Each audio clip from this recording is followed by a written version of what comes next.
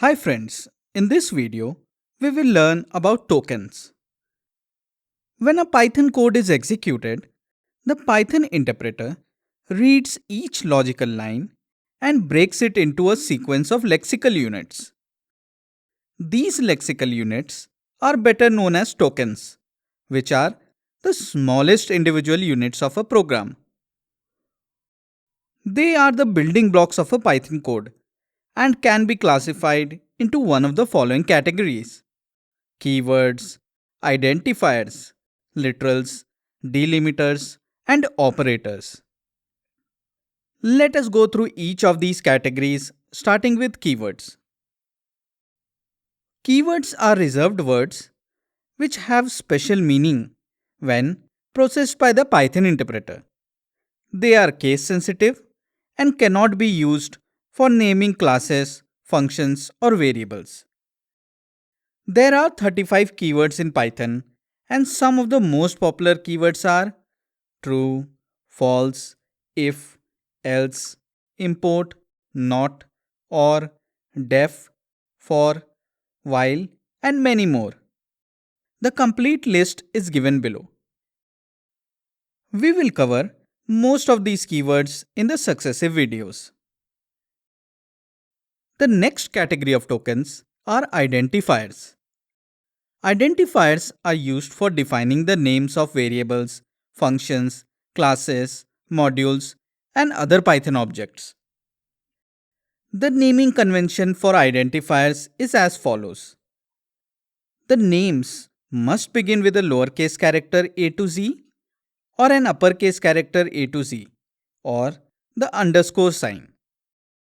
The rest of the characters can be letters, lowercase a to z, uppercase a to z, digits 0 to 9, or underscores. It should not be a keyword. You cannot use any special symbol like exclamation mark, @sign, hash, dollar, mod, or any other special character. You should always keep some points in mind while naming identifiers. Identifiers are case sensitive in nature, and any difference in case of any character refers to a completely different identifier. For example, length with a lowercase l and length with uppercase L are two different identifiers. Identifiers differing by only underscores are also different. Example, unit length and unit underscore length are two different identifiers. Now let us move on to the next category of tokens. Literals are tokens in the source code which represent fixed or constant values.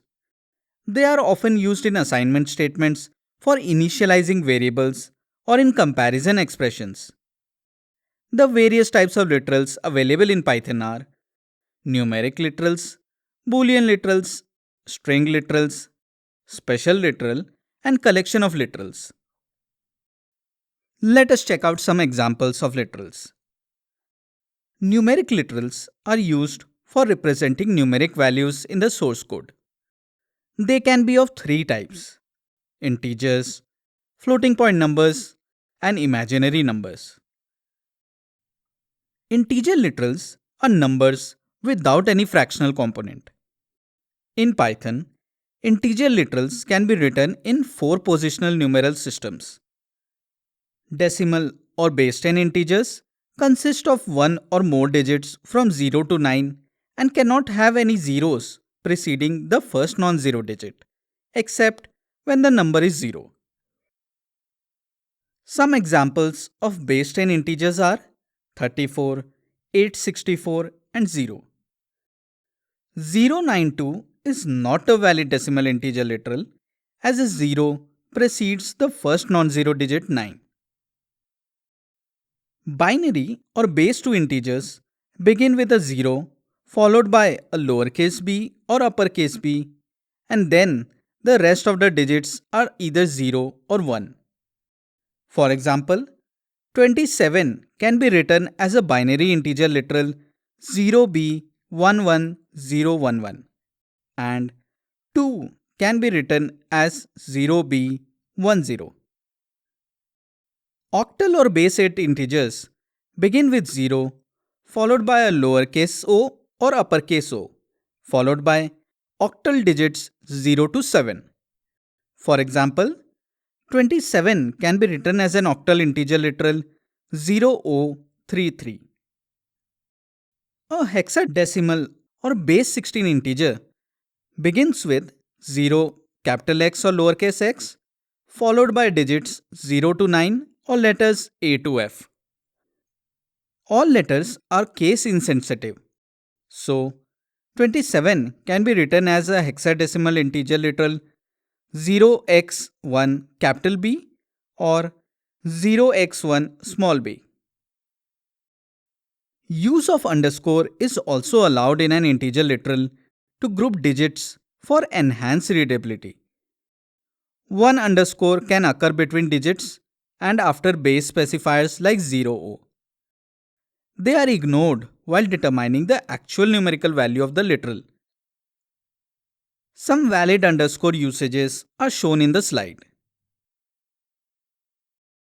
Floating point literals are real numbers present in the source code.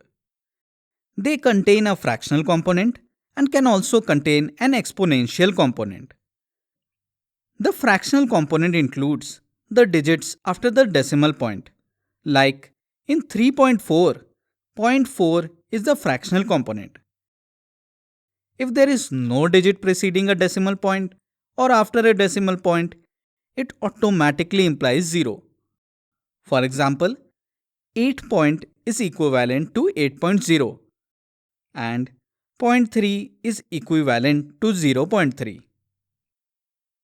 Capital E or small e denotes the beginning of the exponential component. It can be followed by an optional plus or minus sign and digits 0 to 9. This exponent is equivalent to multiplying the real number with a power of 10. For example, 3.4 e2 is equivalent to 3.4 into 10 to the power 2 or 340. Similarly, 3.4 e minus 2 is equivalent to 3.4 into 10 to the power minus 2 or 0.034. To specify complex numbers and perform complex number mathematics, Python supports imaginary literals, which are given by real or integer number followed by small j or capital J, which represents the unit imaginary number. Some examples for imaginary literals are 3.5j, 15.j, 12j, 3.5 e minus 10j.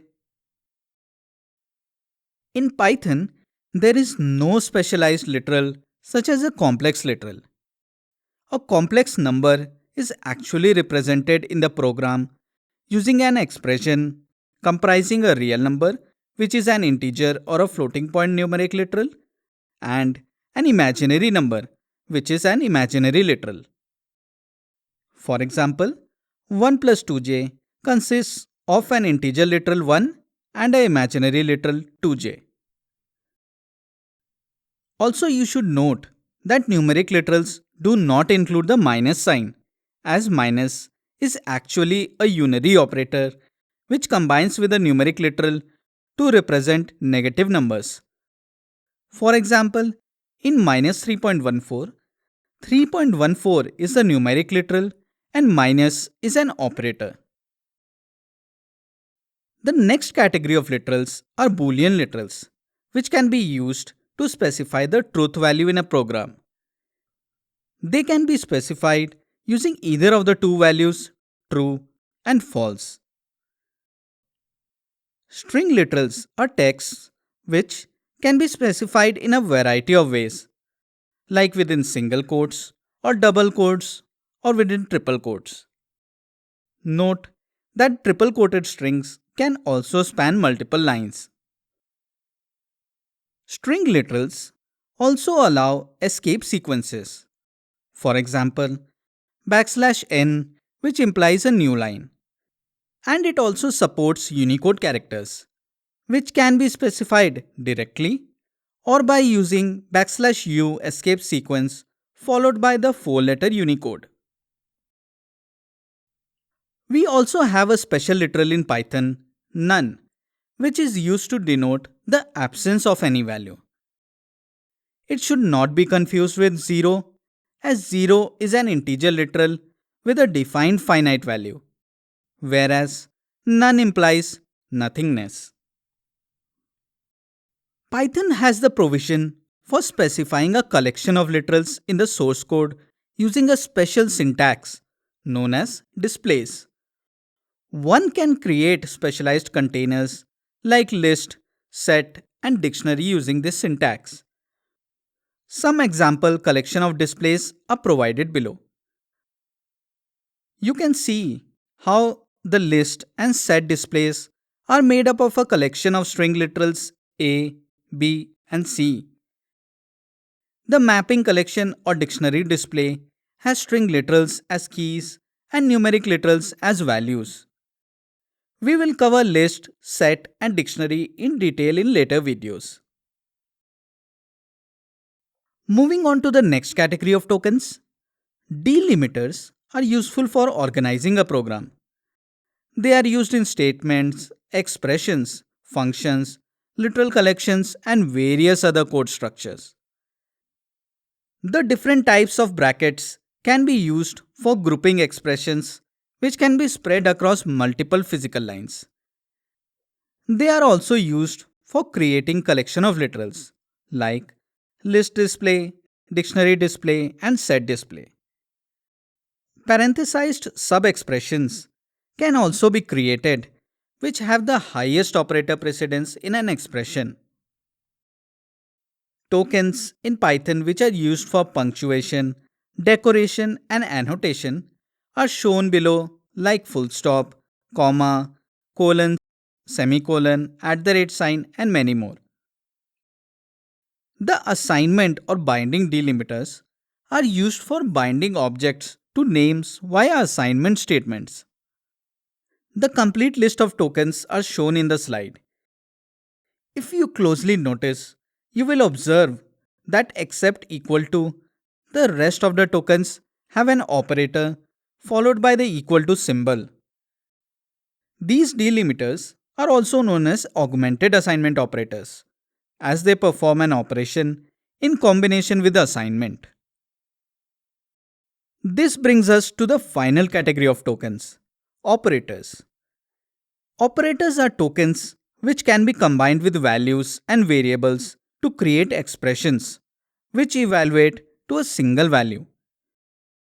Python supports a rich set of operators like plus, minus, multiply, divide, mod, and many more. To know more about operators, don't forget to check out the dedicated chapter videos in which we will go through them in detail. Next, we will learn about some more fundamental concepts related to Python.